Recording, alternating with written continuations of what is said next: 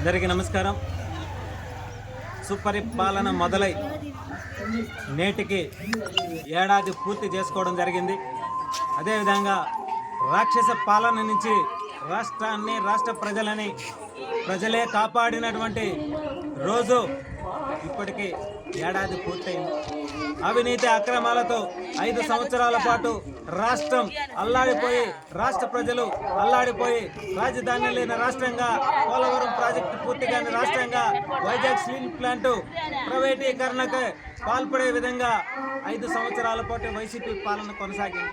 మరి ఆ పాలన నుంచి రాష్ట్ర ప్రజలందరూ కూడా మాకు వద్దయ్యా ఈ రాక్షస పాలన, మంచి పరిపాలన కావాలని చెప్పి కూటమి ప్రభుత్వాన్ని ఆశీర్వదించి నేటికి ఒక్క ఏడాది పూర్తయింది.